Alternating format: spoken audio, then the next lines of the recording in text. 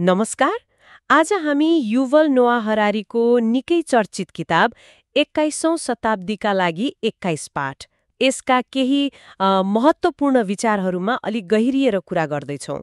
किताबले के भन्छ भने हामी यस्तो समयमा छौँ जहाँ पुराना कथाहरू, खास गरी 20औं शताब्दीको त्यो उदारवादको विजयको कथा, मतलब प्रजातन्त्र, मानवाधिकार, स्वतन्त्र बजार, हैन, यी सबै विश्वव्यापी हुन्छन् भन्ने सोचाइ त्यो अब अलि फिका हुँदै गएको छ। हो, एकदमै। एक समय थियो शीत युद्धको अन्त्यतिर जब फ्रान्सिस फुकुयामाले इतिहासको अन्त्य नै भनेका थिए। उदारवाद नै अन्तिम सत्य हो जस्तो लागेको थियो। तर हेर्नुहोस् न, ब्रेक्जिट भयो, अमेरिकामा ट्रम्पको उदय भयो, यस्ता घटनाले के देखायो भने उदारवादको जुन गढ मानिन्थ्यो नि, पश्चिमी युरोप, उत्तर अमेरिका, त्यहीँ पनि मानिसहरूमा ठूलो निराशा देखियो। हो त, तर मान्छेहरू किन यति निराश भयो होला नि त? यसको कारण के होला? यसका धेरै पाटाहरू छन्।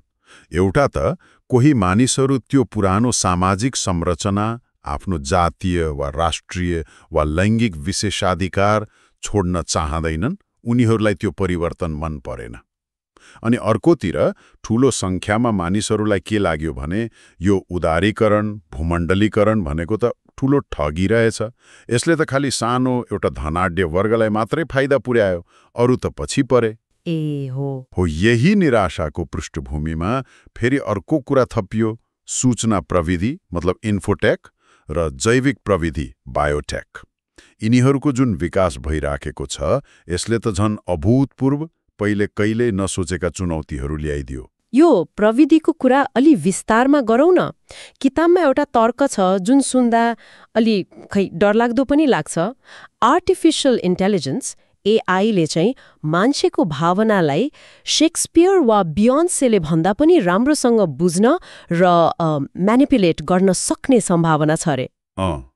हाम्रो बायोमेट्रिक डेटा जस्तो मुटुको चाल, आँखाको नानीको चाल, अनुहारको भाव, यिनलाई विश्लेषण गरेर हाम्रो मुड, हाम्रो व्यक्तित्व नै ठम्याउन सक्छ रे। यो त कस्तो कस्तो हो। यो वास्तवमै गहिरो र सोच्नुपर्ने कुरा हो, किनभने यसको असर रोजगारी बजारमा मात्रै पर्दैन, त्यो त छँदैछ। एआई र रोबोटिक्सले धेरै कामहरू मान्छेबाट खोज्न सक्छन्। तर हरारीले त अझै अगाडि बढेर बेकामे वर्गको कुरा गरेका छन्। Useless class. बेकामे वर्ग हो, मतलब आर्थिक रूपमा समाजलाई खासै योगदान दिन नसक्ने, काम नलाग्ने मानिसहरूको एउटा ठूलो समूह बन्न सक्छ रे।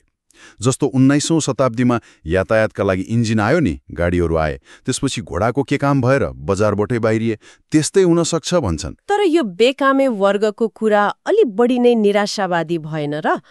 प्रविधिले त सधैँ नयाँ अवसर पनि त सिर्जना गर्दै आएको छ नि इतिहासमा। अवसर त सिर्जना गर्ला, हैन? तर यहाँ अलि फरक खालको खतरा छ। त्यो हो चरम असमानताको। किताबले के औल्याउँछ भने यदि धनीमानीहरूले बायो इन्जिनियरिङको मद्दतले आफ्नो शरीर, आफ्नो दिमागलाई अपग्रेड गर्न सके भने। अपग्रेड? कस्तो अपग्रेड? मतलब लामो आयु, बढी बुद्धि, राम्रो स्वास्थ्य, हैन? यस्तो क्षमता किन्ने सामर्थ्य त हुने खानेलाई मात्र हुन्छ। त्यसो भयो भने भविष्यमा मानव जाति जैविक रूपमै दुई वर्गमा बाँडिन सक्छ रे।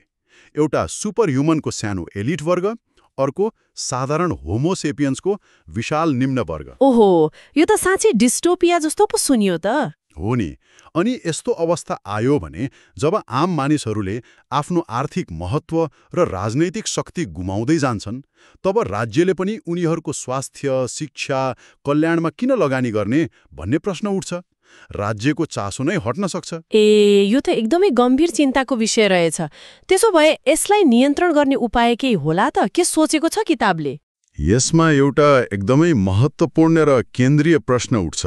डेटाको स्वामित्व कसको हुने? Who owns the data?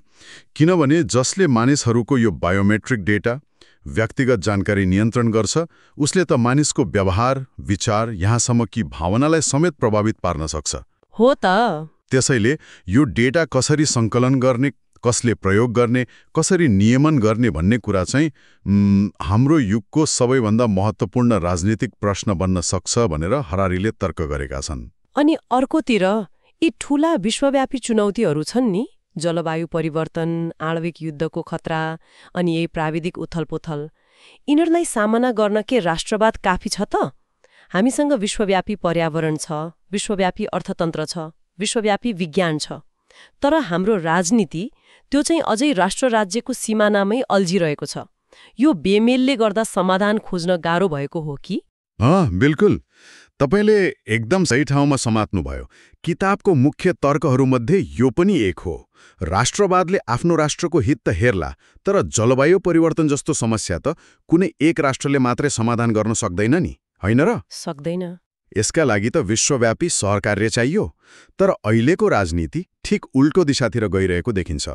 अनि परम्परागत धर्महरूले पनि यी नयाँ खालका विश्वव्यापी समस्याहरूको खासै ठोस समाधान दिन सकेको देखिँदैन। धर्मको भूमिका पनि हो। प्राय के हुन्छ भने धर्महरू पनि राष्ट्रिय पहिचान र राष्ट्रवादलाई बलियो बनाउने औजारको रूपमा प्रयोग भइरहेका छन्, जसले गर्दा राष्ट्रिय भिन्नताहरू पार गरेर साझा समाधान खोज्न झल्गारो भइरहेको छ। पुराना समाधान आजका अभूतपूर्व समस्याहरूका लागि अपर्याप्त देखिए। त्यसो भए बाटो के त? यति धेरै चुनौती छन्, पुराना संरचना काम लाग्दैनन् भनेपछि भविष्यको लागि कसरी तयार हुने? के गर्नुपर्छ होला हामीले? यसमा हरारीको जोड चाहिँ शिक्षा प्रणालीमा ठूलो परिवर्तन ल्याउनुपर्छ भन्ने छ। अहिलेको शिक्षा प्रणाली धेरै हदसम्म औद्योगिक युगको आवश्यकता अनुसार बनेको हो। जानकारी दिने, निश्चित सिप सिकाउने, तर अब त्यो पर्याप्त छैन। भनेपछि कस्तो शिक्षा चाहियो त? अबको शिक्षाले जानकारी थुपार्ने भन्दा बढी जोड चाहिँ अनुकूलनशीलतामा दिनुपर्छ। एडाप्टेबिलिटी मतलब परिवर्तनसँगै आफूलाई बदल्न सक्ने क्षमता। त्यस्तै भावनात्मक सन्तुलन, इमोसनल ब्यालेन्स, आलोचनात्मक सोच, क्रिटिकल थिङ्किङ, अनि सबैभन्दा महत्त्वपूर्ण अज्ञात अननोनलाई सामना गर्ने, त्यसलाई अँगाल्न सक्ने क्षमता विकास गराउनुपर्छ। अज्ञातलाई अँगाल्ने हो, किनभने भविष्य कस्तो हुन्छ हामीलाई ठ्याक्कै थाहा छैन। परिवर्तन यति तीव्र छ कि आज सिकेको सिप भोलि काम नलाग्न सक्छ। त्यसैले परिवर्तन नै एकमात्र स्थायी कुरा हो भन्ने बुझेर जीवनभर सिक्ने र आफूलाई बदल्न तयार रहने बानी बसाल्नुपर्छ। यो निकै महत्त्वपूर्ण कुरा हो। यसैमा किताबमा अर्को एउटा रोचक अवधारणा पनि छ जस्तो लाग्छ, ज्ञान भ्रम वा नलेज इल्युजन भन्ने। त्यो के हो? त्यो पनि निकै सान्दर्भिक छ। ज्ञान भ्रम भनेको चाहिँ हामी व्यक्तिहरूलाई आफूले जानेको भन्दा धेरै बढी जानेको छु जस्तो लाग्छ रे। वास्तवमा हामीले धेरै कुराहरू व्यक्तिगत रूपमा बुझेका हुँदैनौँ, तर हामी समुदाय वा समूहको ज्ञानमा भर परिरहेका हुन्छौँ। एउटा उदाहरण दिनुस् न। जस्तो किताबमै दिएको उदाहरण छ जिपर। हामी सबैले हरेक दिन जिपर प्रयोग गर्छौँ, तर हामीमध्ये धेरैलाई त्यो कसरी काम गर्छ भन्ने विस्तृत प्राविधिक ज्ञान हुँदैन। तर हामीलाई त्यो चलाउन आउँछ र हामीलाई जिपरबारे थाहा छ जस्तो लाग्छ। हो त नि। संसार यति जटिल भइसक्यो कि कुनै एउटा व्यक्तिले सबै कुरा बुझ्न, सबै कुरा जान्न असम्भव छ। त्यसैले हामीले आफ्नै अज्ञानतालाई स्वीकार्न सिक्नुपर्छ। विनम्रता महत्त्वपूर्ण छ।